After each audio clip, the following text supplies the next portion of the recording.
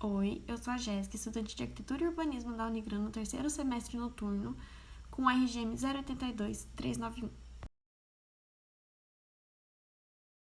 E eu vou falar um pouquinho sobre o dadaísmo. O dadaísmo foi um movimento cultural que aconteceu depois da Primeira Guerra Mundial na Europa e nos Estados Unidos. O dadaísmo, ou Dada, que significa cavalinho de pau em francês, foi um movimento e um fenômeno cultural que aconteceu de 1916 a 1922.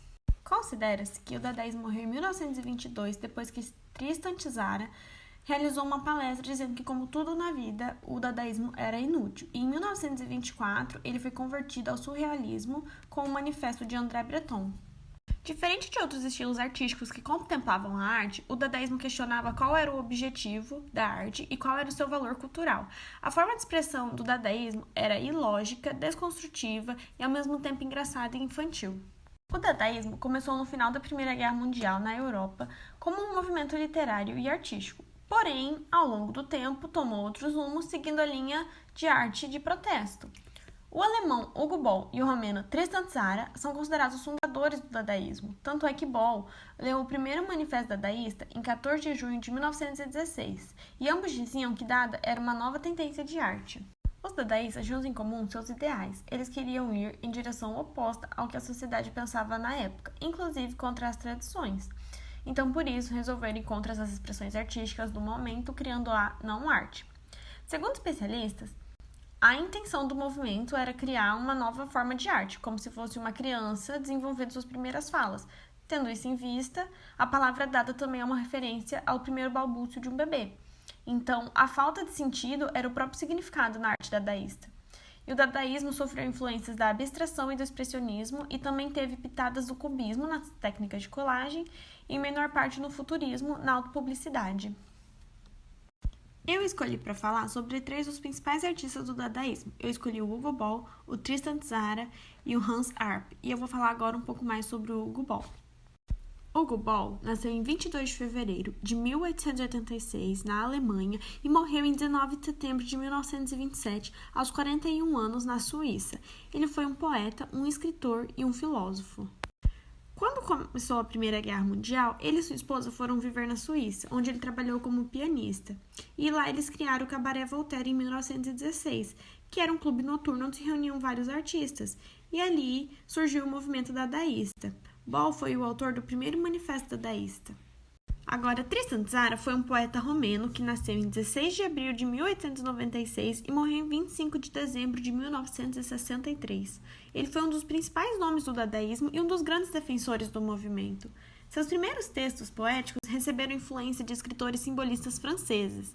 Depois ele passou a escrever poesia dadaísta. Após o fim do movimento, Tzara aderiu ao surrealismo. No entanto, ao filiar-se ao Partido Comunista Francês, sua poesia assumiu um teor mais político. E por último tem Hans Arp. Ele foi um escultor, pintor e poeta.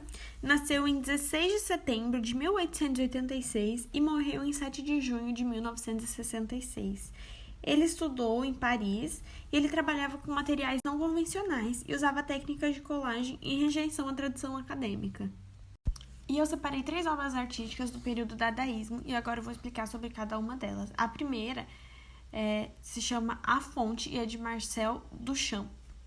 A obra A Fonte ela é de 1917 e o Duchamp, como os outros artistas que atuavam nessa época, começou a utilizar objetos prontos retirados do cotidiano para dar um novo significado e sentido, determinando um caráter estético e poético, transformando em arte conceitual.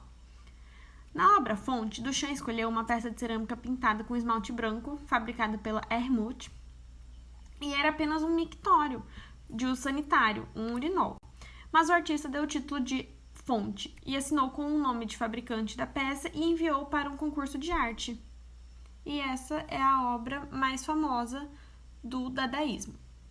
Outra obra muito famosa no dadaísmo também é de Duchamp, e é uma cópia de Mona Lisa, de Leonardo da Vinci, em que Duchamp simplesmente pega o quadro e rabisca um bigode e um cavanhaque na Mona Lisa.